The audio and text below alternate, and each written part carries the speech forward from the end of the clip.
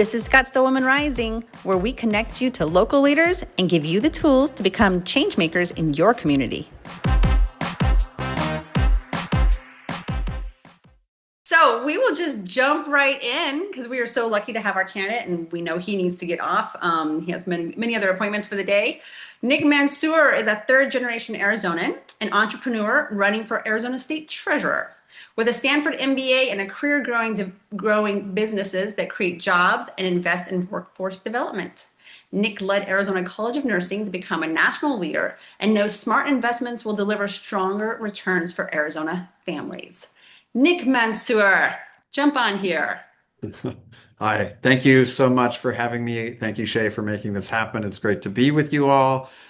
And maybe I'll just start with a quick story about what that ultimately led to me deciding to run. And I don't want to get too heavy off the bat here, but when I was 40, I was diagnosed with a tumor. Shay, I'm not even sure you know this. No, but I do know the story. You do know this. Okay, I was diagnosed with a tumor, and it's the size of a golf ball right in between my ears. And honestly, it's one of the best things that ever happened to me. My brothers and sister joke about this. You probably can't tell in this, but I do have a physically large head, and my brothers and sisters joke about it, and they were not concerned about having a golf ball in there. But the doctor didn't see it that way, and I ended up having a 10-hour surgery. And the time between the diagnosis and the surgery, I got to evaluate my life at that point in time. And Amory and I had 4 kids aged 10 and under. And I came to one realization, I came to many realizations, one of which is I enjoy helping people. And I didn't feel like I'd done enough of that at age 40. And I didn't want to get to 80 to feel the same way and feel the same way. And I know I have you on the edge of your seats. Spoiler alert, I survived the surgery. And soon thereafter, I got involved with Arizona College of Nursing. And we grew Arizona College from about 450 students when I joined to about 7,500 students when I left. And even more important than that, though, is we help thousands of people become a nurse, which is a meaningful, very meaningful career. It transforms their lives. And through them, really, we helped improve Arizona's healthcare system. And I've decided, though, that it's time for me to serve Arizona in a different way. And I'm running for the treasurer's office, really to provide more opportunities for all Arizonans. And I want to focus on 3 things. I want to focus on improving our education, which for the treasurer primarily is about funding for education. Number 2, growing our state. And 3, making sure we're using our resources in a fiscally responsible way. And let me just touch on each of those. I've talked to now hundreds, maybe even I'm up to 1,000 Arizonans in the last 6 months since announcing. Many people are concerned about our economy and their futures. And, health, our education really is a way to a better future. I've seen that in my own life. I saw that at Arizona College of Nursing.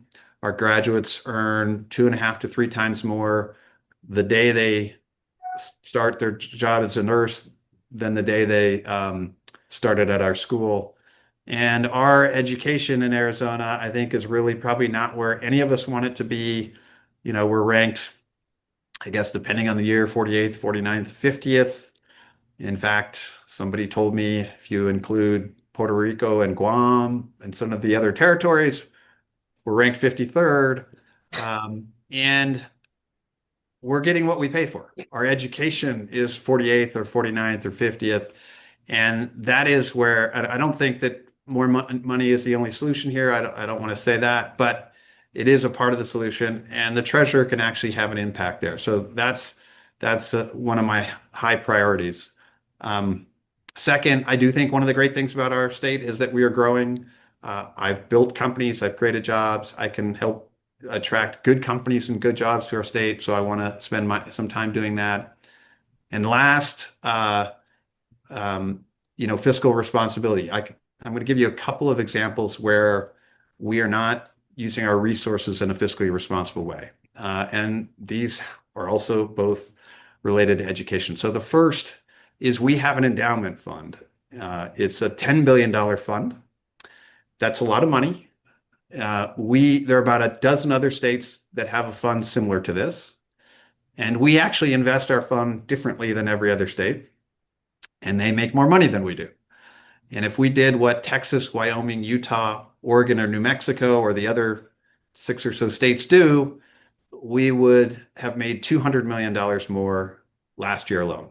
And this is an endowment fund, primarily goes to the benefit of education. Last year alone, is that what you said? Last year, Last year alone. 200 And million. to put it a different way, over the last 12 years, our fund has grown from about $5 billion to almost $10 billion now.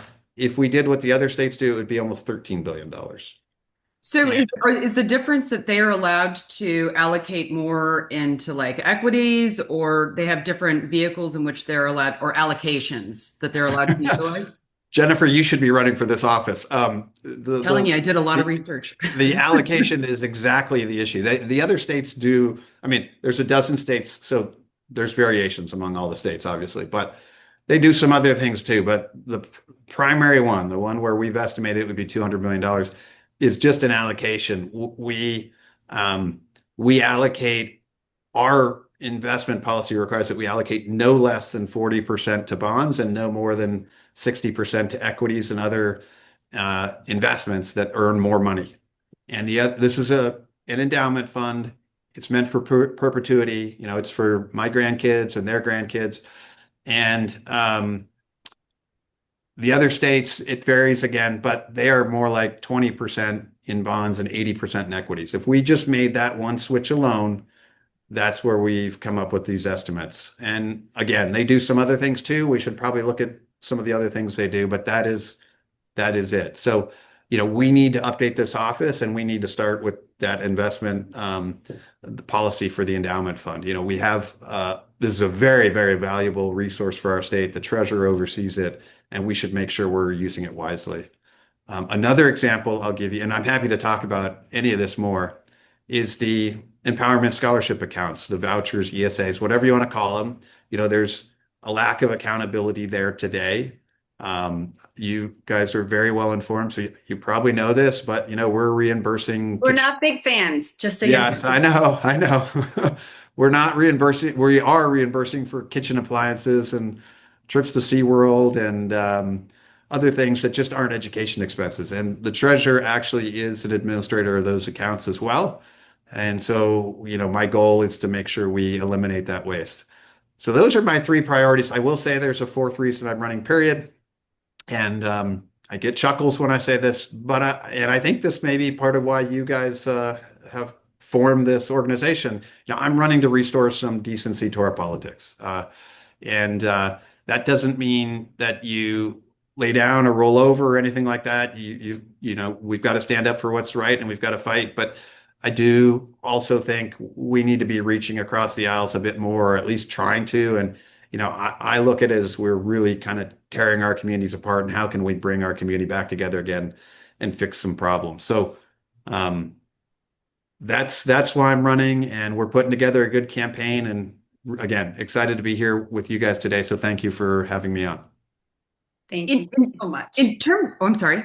No, In go terms ahead. of real dollars, and we're talking because a lot of our Yeah, audience have children in K-12 schools. yeah, And right now, as we've just mentioned earlier, we've had some school closures in SUSD, and that's happened across the state. yeah, So lack of funding is a huge, huge thing. When Prop 123 happened and yes, the treasurer was allowed to take more money out of our state land trust sales and that bulk of money that's under the guise of the treasurer, and Ducey used that as a way to funnel some money into K-12 schools. His treasurer at the time, wasn't it DeWitt, said, I think this is a terrible idea because, you know, it's not going to grow enough. We're not going to be able to keep growing our principal if we take out yeah, too much. yeah, That's going to be expiring. If we know that Elijah Norton, your opponent, is in the camp of Kimberly Yee, that when it expires, like they would advocate that we go back to the old way where we had a reduced payout to yeah, K-12 schools. Do you know, can you give me an estimate of what that like number would be? Like how yeah, many millions that yeah. would take out of our schools? So it actually did expire. It expired on July 1st. So we have now reverted back. Okay. And the Prop 123 took it to about a 6.9% disbursement. We have reverted back to 2.5%. And this is now an important source of funding for our schools, or it was. And last year, roughly 400, I think it's 481 million is the exact number, but roughly a $500 million went from the fund into the general fund for the purposes of education. Um, uh, that so reverting back to 2.5%, there are some protections. Um, the legislature, the governor, have been able to backfill for some of those funds, but I don't think it's all. I think they've backfilled for about 300 million of those funds. But that's the situation we're in today. And by the way, the backfilling really just means you're taking money from other programs, maybe not education, because your budget is still what it is, right? And you have less money coming in. So we're back to the 2.5% today. I think it's accurate to say Kimberly Yee, who is term limited, as you said, would like to see the distribution be something higher than 2.5%, but I think something in the 4.5% to 5% range. And as far as I know, Elijah Norton's only comment on it has been, "I trust Kimberly Yee. She's probably right," or something to that effect. So Yeah. that's kind of where he's at.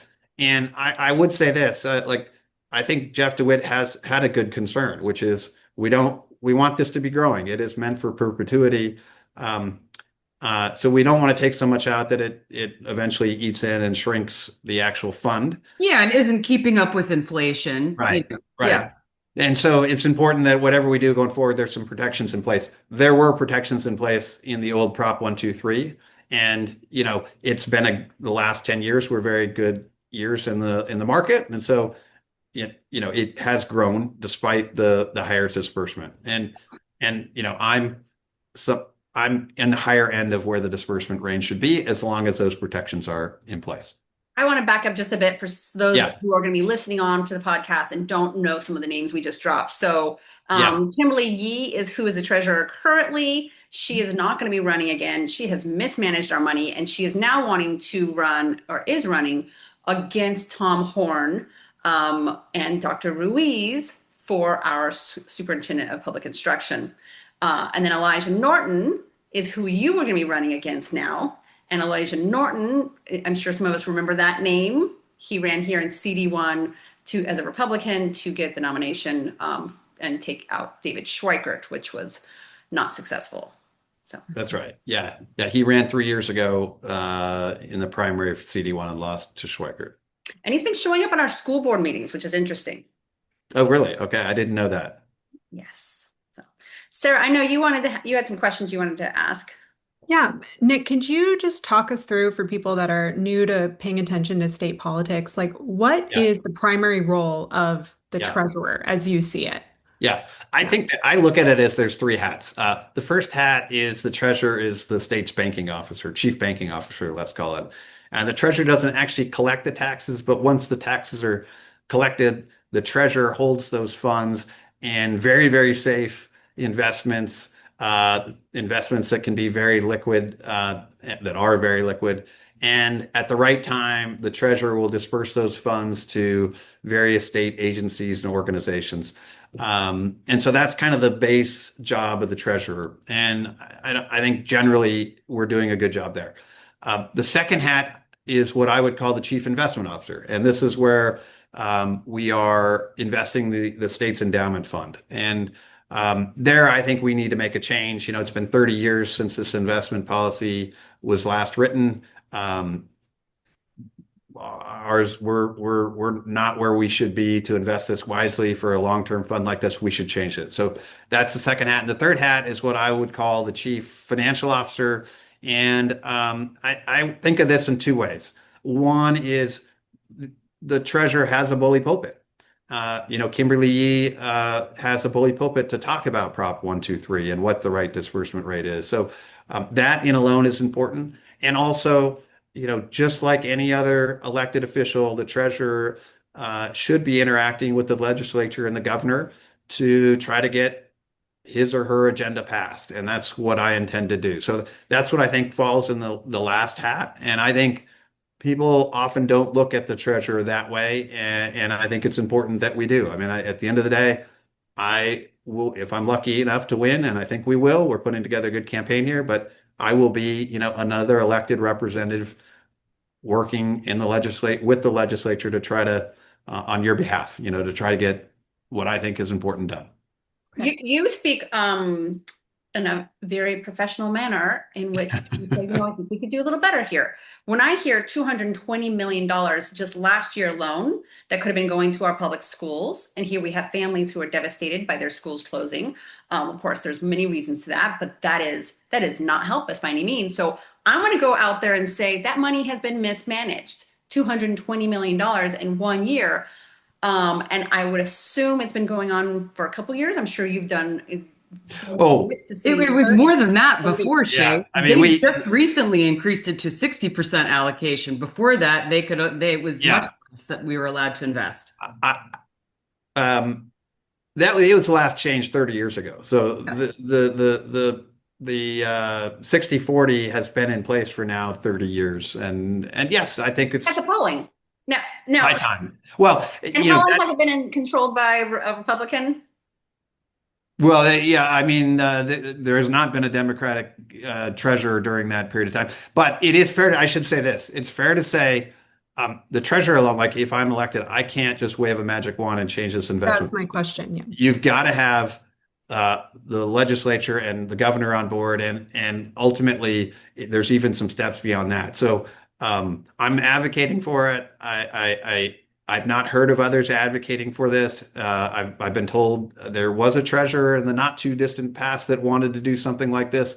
So it is an idea, I guess, that's been out there, but that was even 10, 12 years ago. I do, by the way, I mean, I think what I'm running on I don't think they're necessarily left or right issues. I think they're just common sense issues. So people ask, well, how are you going to get this enacted? And I've not talked to the governor. I've not tried to talk with the legislature about this, but I would hope that this would be an issue where people would find common ground. This is not going to raise anybody's taxes. It's just about, we have this incredibly valuable resource. We're not investing it wisely today. How do we invest it more wisely? And, you could just think of it as it's a way to keep people from having to be taxed more to pay for the same thing. So anyways, hopefully, how really can we be in line with what any typical money manager would recommend? If you're 70 years old or 80 years old, your advisors are going to tell you to be more bond heavy than equity heavy, just because it's a safer bet and you're guaranteed a return. But if you're talking about a long-term investment, you have a newborn and you're looking at 18, 20 years before you're needing that college money, you can kind of bet it big, because you've got time to weather the ups and downs of the market. And so I think what Nick is really trying to say is that we're talking about this being as long as Arizona exists, type of investment. So a very long-term investment, you can stake more in a slightly more volatile, equity versus a bond.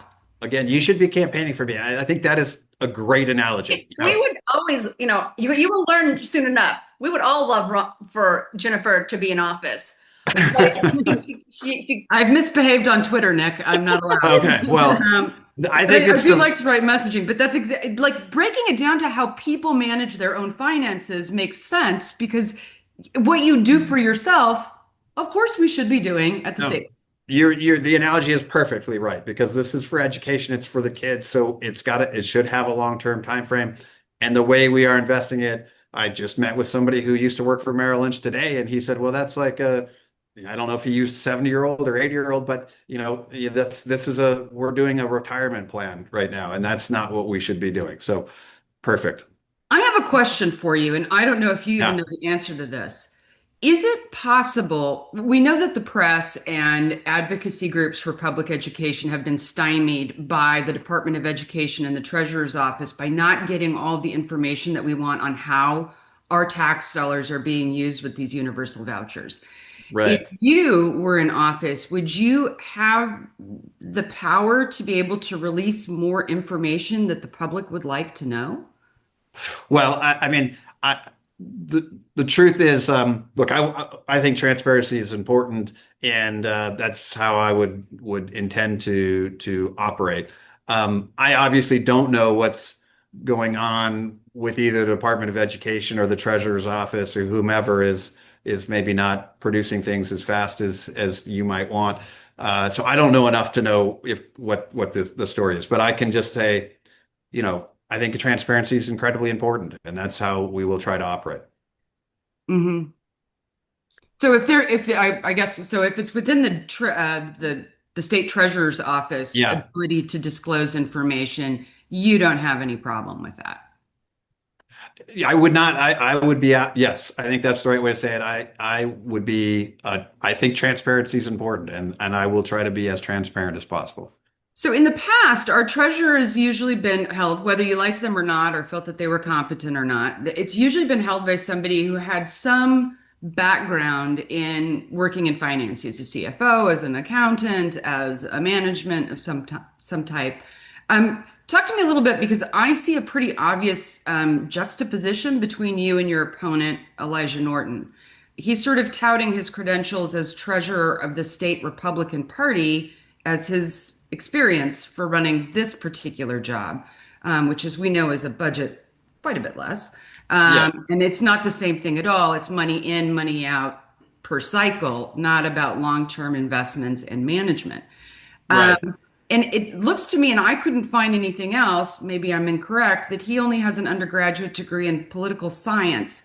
So, like in the past, I was trying to find some example of a past treasurer that didn't, at the very least, have what you have, like an MBA from Oh, Stanford and some CFO background experience.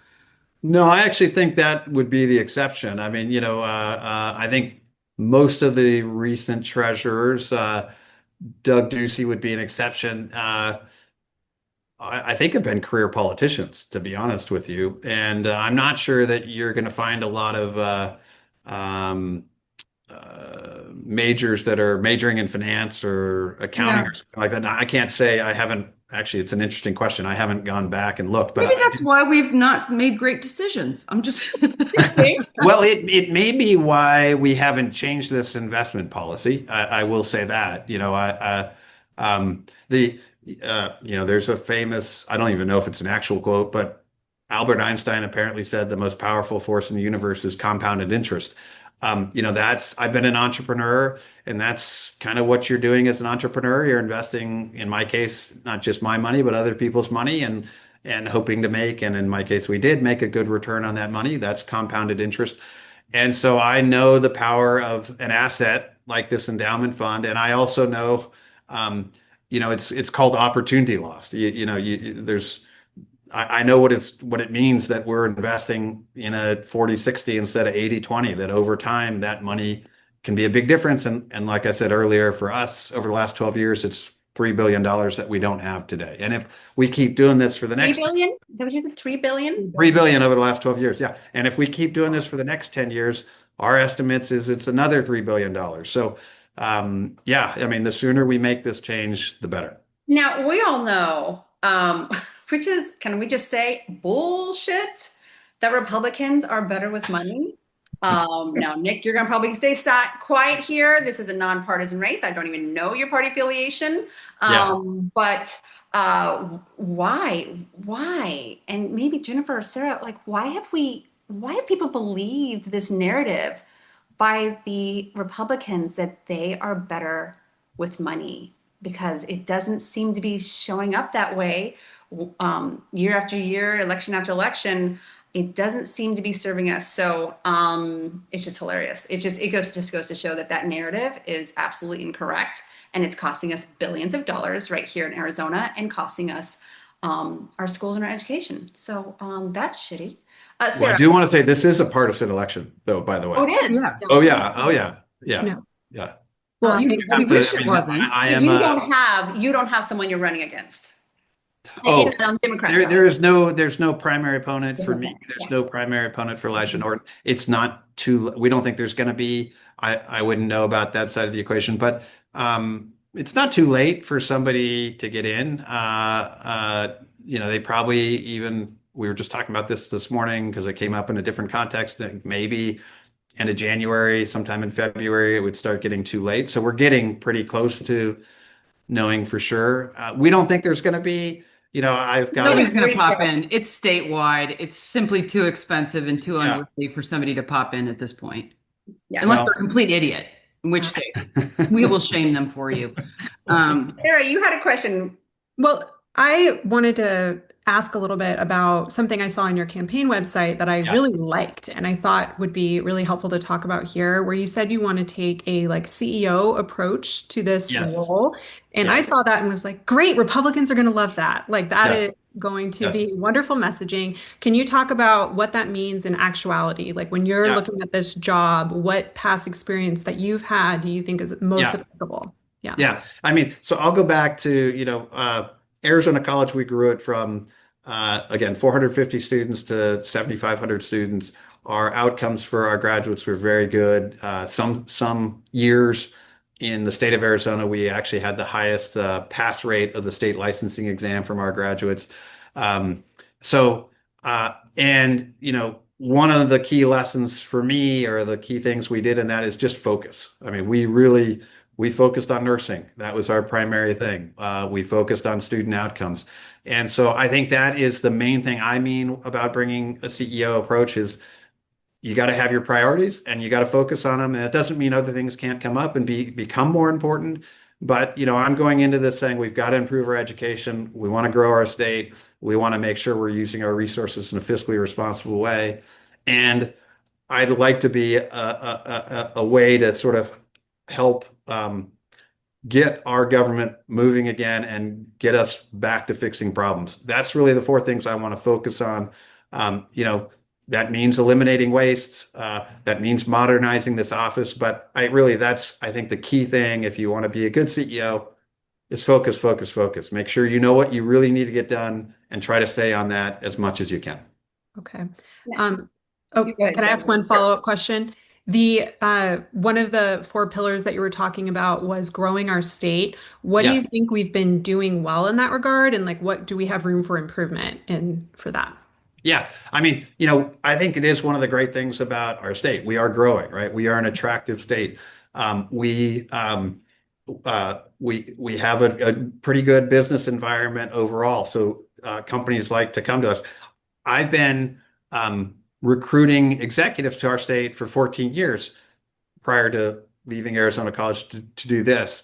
And I'll tell you, one of the first things that comes up is how bad is the education there? I mean, people look at our education and they know where we're ranked. And so that is really where I think our focus has to be. Having said that, obviously, we have important resources like water and electricity that we've got to be very cognizant of as we're growing. And then I would also say one of the great things about us historically, which is becoming more difficult, is we were a low cost of housing state. I don't know where we rank today, but Don't certainly come to Scottsdale. Yeah. yeah, certainly it's become a lot more expensive, to buy a house. And that is another area that, long term to continue to grow like we're growing, we've got to address that. Thank you. Yeah, I think your pitch on bipartisanship and what you're advocating for is going to be so necessary. And as Shay alluded to, there's been so many Republican grifters, really, that they are somehow like better business people or better with money. And it's really that they're more pro business interests than not necessarily pro the people that they're trying to serve.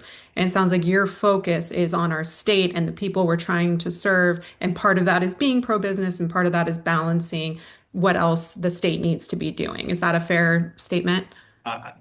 It's fair to say I love Arizona. Arizona's been incredibly good to me, and I think we have a lot of opportunity. The growth is an opportunity, and I think we have some issues that we need to address. Education is one of them, and the other ones we mentioned.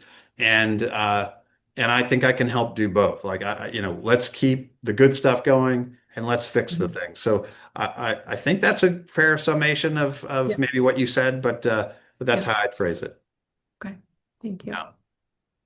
Jennifer, you had a question. Go for it. I We're mean, trying we to have can a be the talk best state. audience. We're We trying all to be want good there. guys. We're Yeah. all type A personalities here who have strong opinions. So Yeah. we Yeah, and one of our opinions, I think, is probably, hey, we want Arizona to be the best state in the union. And, and I'm not blaming the educators or any, but where our education is, I don't think would be in any of our definitions of what the best state means to be. So that's okay. Let's fix it. Let's get it. Let's improve. Although, as I always argue, and I think it's important to note, that considering our funding, considering the number of students that live in poverty, considering the number of students who are speaking English as a second language, and then you look at where our actual scores are, our schools are doing an amazing job, amazing. considering all of the stuff that's stacked against them by comparison to other areas and other states that have the similar Yeah. demographics. We're actually outperforming those other people. So our schools are doing well. We as Arizonans are failing them Hmm. so Well, that they Nora just Yeah. wrote, look bad. yes, our schools aren't failing, they're being failed. Great point, Nora. Well, I do love, first of all, I love how you phrase that. I'd love to see the information you have. But I think your point is right. I was speaking on the phone to somebody the other day, and they said, like, I went to Arcadia. It was a great school. What happened to it? I said, no, no, no, no. Like Arcadia is still a good school. Like we still have good schools, but there's a disparity. And on the low end, the lower income school areas, we need to improve. And this actually goes back to the endowment fund. Then we have this resource like this, and it just makes it more important that we get what as much as we can prudently out of the investments of those funds. And I think that that's why a lot of people sort of overlook this race and they think like it's like who's the state treasurer? A lot of people don't know who it is because they think it's not important. And I would say that in Arizona, I would argue this is one of the most important state offices because more than most states, we are a boom bust state. We are so driven by sales taxes, right? And like when things are going well and people are making money and spending money and buying the cars and stuff, our state coffers look great. What happens? Because we have a Republican legislature and usually a Republican governor, we cut taxes. We cut income taxes, we cut property taxes, we cut. So now we have this flat tax of 2.5% for everybody, regardless of income. And what people don't understand is that Katie Hobbs, it doesn't matter even if we get a slim majority in the state legislature, you have to have 75% of the state legislature agree to raise taxes again. So any cuts we make are basically effectively permanent in the state of Arizona. So the only way that you can guarantee a source of funding for anything, your schools, everything else, is if you are managing your state coffers efficiently and well in the form of this office. So it couldn't be more important, especially when we get into hard times, that this has been run well during the good times. Mm. It You just sure you're not running for this office? I'm just saying, like I'm just trying to say to people, like this is Because why maybe this you is really should be. important.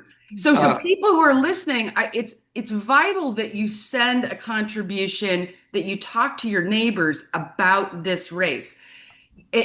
Talk to your Republican friends because it's not scary that Nick is a Democrat. He can't raise taxes.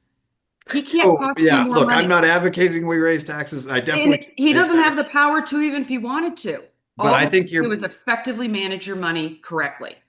and I think your point is on the importance of this office and how much Arizona overlooks, not just Arizona. I think how much most people overlook their treasurer's office, I think is spot on. Like that is one of the challenges for us as we look at this race is, people pay a lot of attention to the governor. They pay a little less, but still a lot of attention to the attorney general, the secretary of state. And then when you get down to Terry Ruiz and the superintendent and the treasurer, it's not a ton less, but it is a little less yet again. And it is these are all important offices. And yes, that's one of the cases we're trying to make is, we need your support. Clearly, that does mean time and money. But if people just made a concerted effort to say, hey, pay attention to the treasurer's race, it can do a lot for our economy, it can do a lot for our education. That's what I need people doing. Talk to your neighbors, and honestly, that's why I'm on this show. You guys are a group of very interested people. I'm getting the word out to you. If there's other people I should be talking to, we should be talking to, like I'm all ears. And I don't care whether it's a Democratic organization, a Republican organization, an independent organization, libertarian, whatever.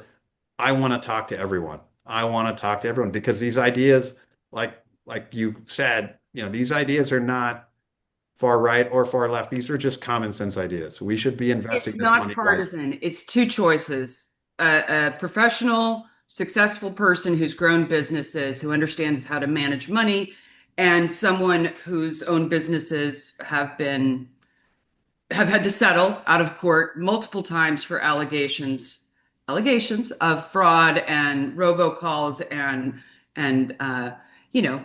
pursuing elderly people in not a positive way. And So, like, I apparently, mean, these are your multiple choices. complaints on the Better Business Bureau. I haven't checked it myself, but that is what I understand. No, Um, there's a lot of news articles out there that anybody can look at.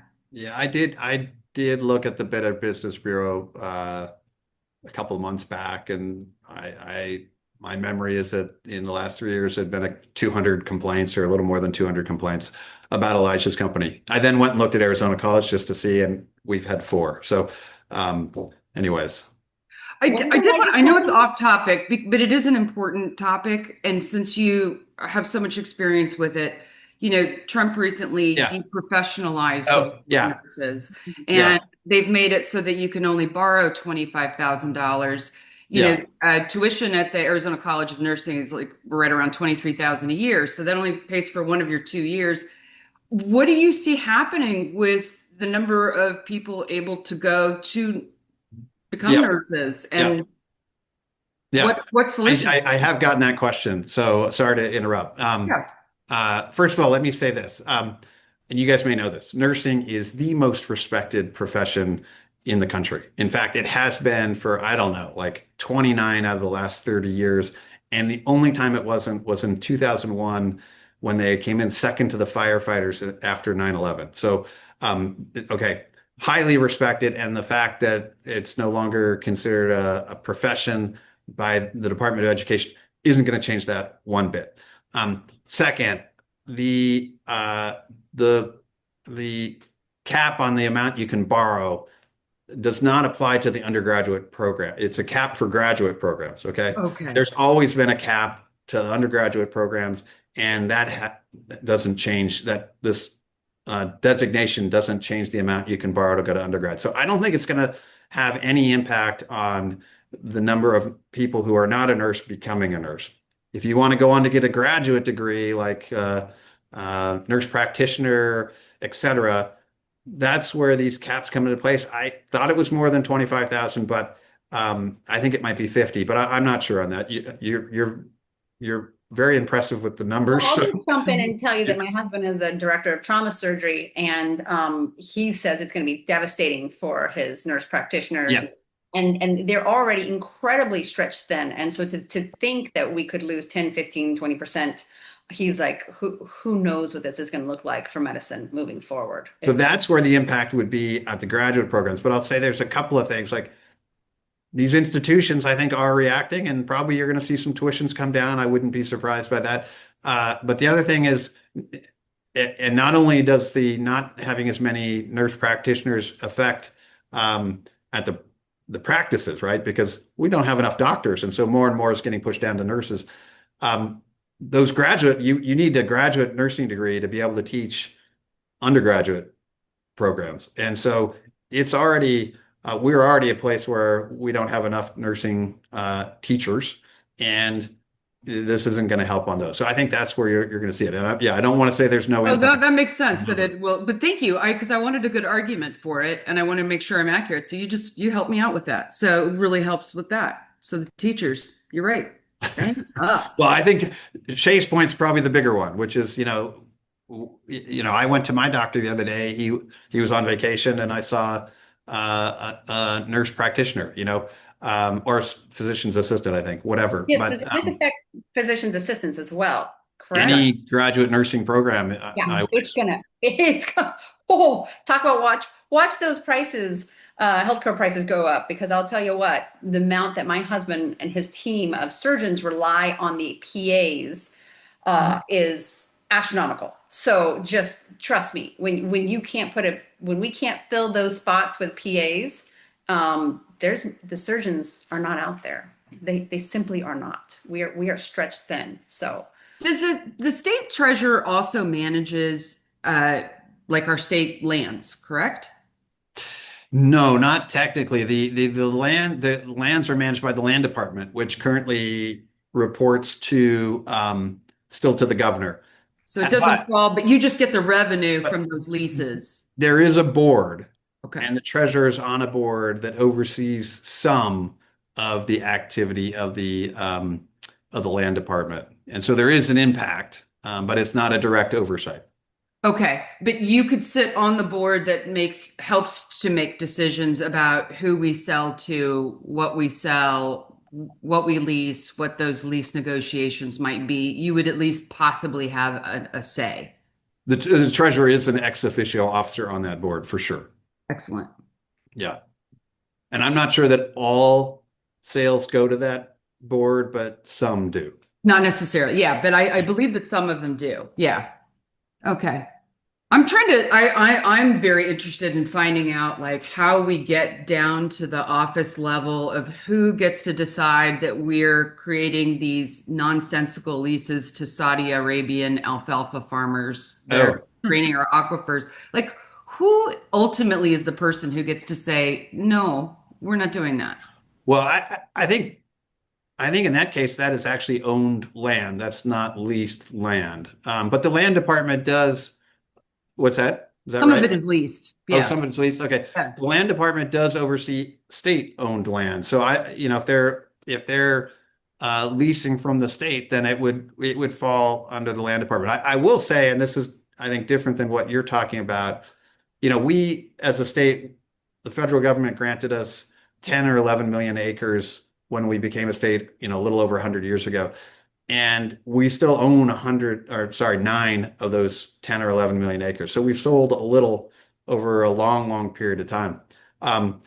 We don't get a lot of revenue today in the terms of grazing fees and all that. I mean, it's tens of millions of dollars, but it's not hundreds of millions of dollars. Yeah. And so, that is there's a recently released paper that the main point is essentially, hey, let's sell more of this land sooner to get it over into the endowment fund to grow the endowment fund, which will then grow in value more than the land. And I actually think that there's a lot of smart thinking behind that too. Yeah, when you go onto the state treasurer website, you've got Kimberly's picture and stuff, and it has the different things and stuff, and it definitely has the land, and there's a map of what we own and stuff, which made me wonder, like, she couldn't possibly be the sole authority who decides on who she sells to and No, that type no. of thing. This report, I think, is arguing that it should be moved under the treasurer, actually, but I'm not sure of that. But Yeah. anyways, but no, she has an impact. She is on this board for sure, Okay. but it is not her sole or any treasurer's sole authority. That would be great, though, I think, as an argument for those of us going into extremely progressive circles who are trying to argue for the advocacy and really putting forth a lot more effort for this race. If, the environment is of concern, water resources, land management, just to know that we could have somebody that's technically on our team in the room while the decisions are being made might be a solid argument for those people whose the environment is their number one issue. Right. Here we go. Okay, so you mentioned that you are going to run this as a CEO. Now, CEOs have boards. Do you Yeah. have sort of I guess, a kitchen cabinet, a board of professionals that you've surrounded yourself with throughout the years as a businessman here, as a leader here, or people that you've met as you've obviously along the campaign trail, you've obviously been able to be exposed to lots of new business leaders. I know Yeah. you go to lots of different events that I see you at, that with big name people. Yeah. Have you sort of started to pick your dream team of a board that you will um, go back to and seek advice and get direction? I mean, the truth is, let's be honest, no one individual could really have all the knowledge that it would take to have such an important position. Yeah. This is a great question. I ran in three different companies. I was involved in three different entrepreneurial opportunities over a 27-year period. And I think 90% of the investors are same throughout those three companies, which says something. But one of the best things that I did in each of those is we had a very good board. And I wouldn't be where I am today. Arizona College wouldn't be where it is today without the input of a lot of people, and in particular that board. And having a board gives you a chance to occasionally take a break from the day to day and go talk to some other folks and get their input on um, what you think might be the right decision or help you figure out what the right decision is. And I can tell you in my own experience, having a good board multiple times, I adjusted my plan either a little bit or a lot. Okay. And so I love this idea. I've got this group that worked with me for a lot. And sometimes, by the way, it's not just the formal board. Like I could tell you there's mentors of mine over a 20-year period, one of whom comes to mind like this. He was on the first two boards, not the second, not the last board, but had a big impact nonetheless because we had developed this relationship. And so, yes, I do have some I folks. nominate Jennifer. My And by the husband way, I thankfully should say can't hear this. us. He'd laugh because he's always like, pay attention when I'm at our meetings. Yeah, but anyway, so yes, I do have a few folks that you could call sort of an unofficial kitchen cabinet or whatever that's supposed to mean today. And ultimately, the treasurer is an elected official. The treasurer does not report to the governor. That might be news to people. The treasurer reports to the voters. And I'm going to have a group of folks that can help me make sure that I'm doing the right thing. Wonderful. Excellent. Well, our time is just about wrapping up here. I'm so grateful to have you on, Nick. I have absolutely enjoyed getting to know you along the way.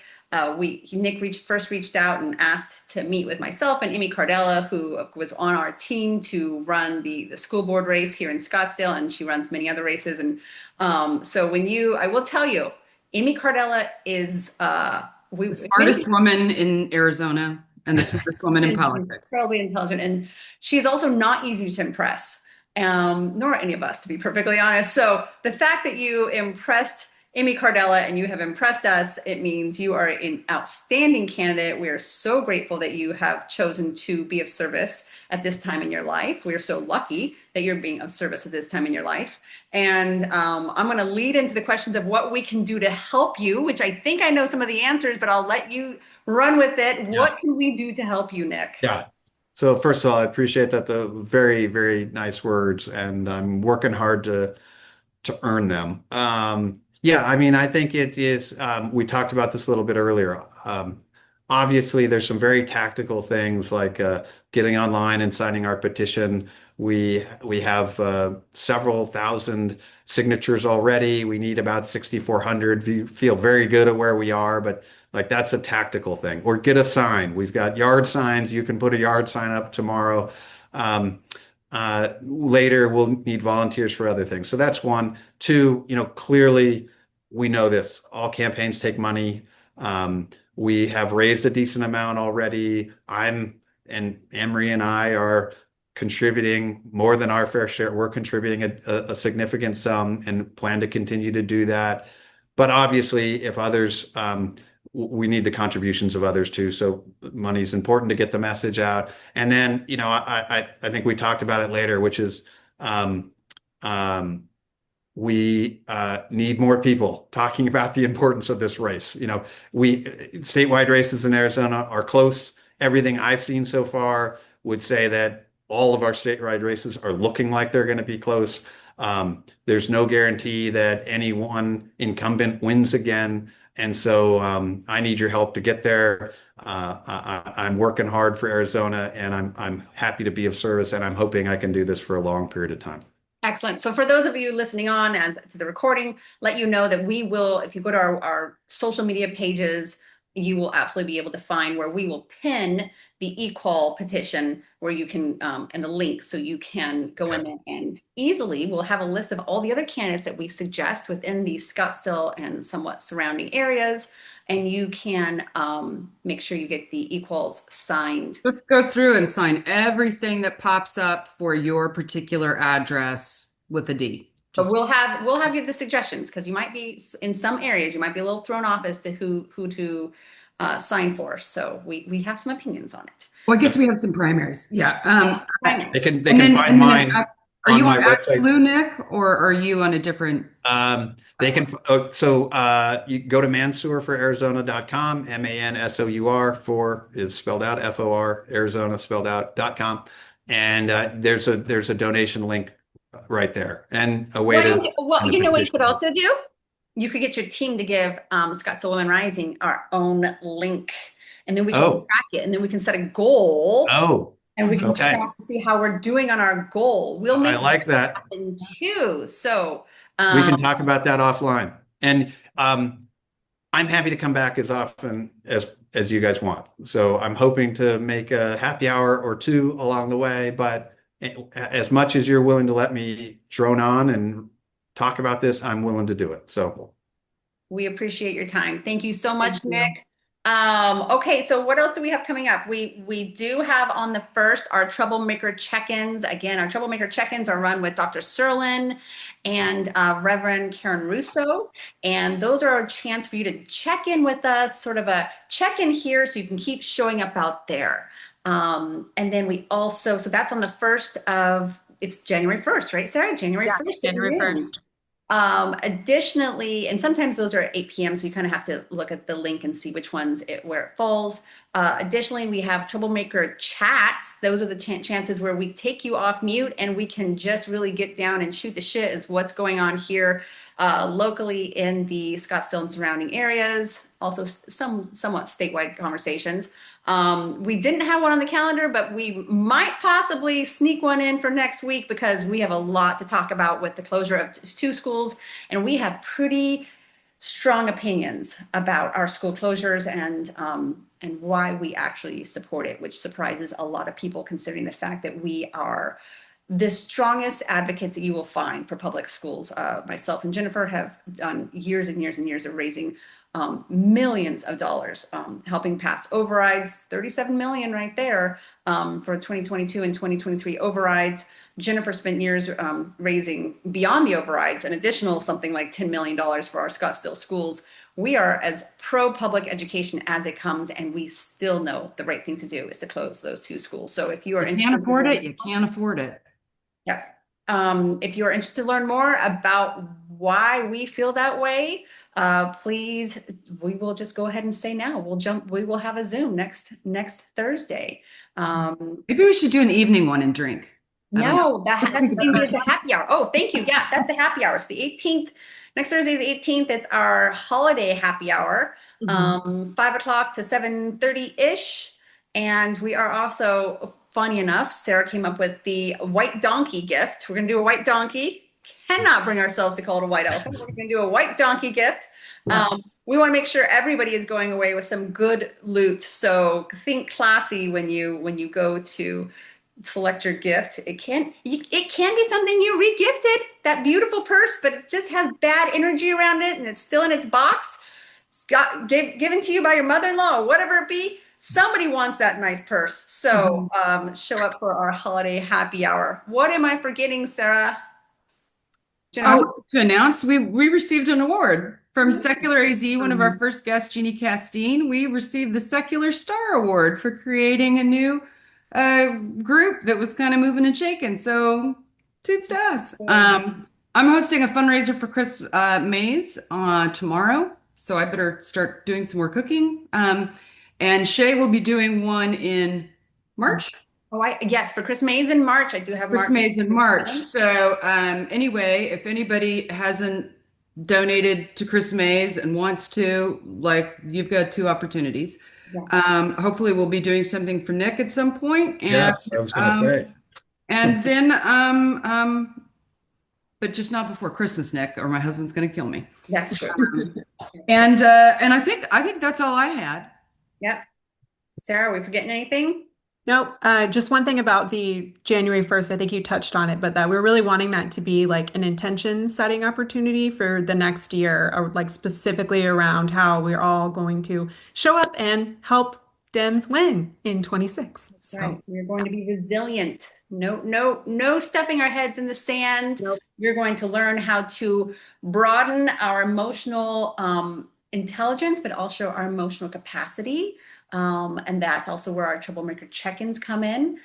We can handle this. We can show up. We have grit and we have resilience, and we can show up and we can get this done. And as we know, there has been some serious wins for Democrats here over the last couple months, and this week as well here out in Miami. So the wins are behind of us. And if somebody wants to write an op-ed talking about the importance of this race and Nick and why you endorse him for either the Scottsdale Progress or Scottsdale Independent, our local publications, please contact me and I will help you ghostwrite it, do it, whatever.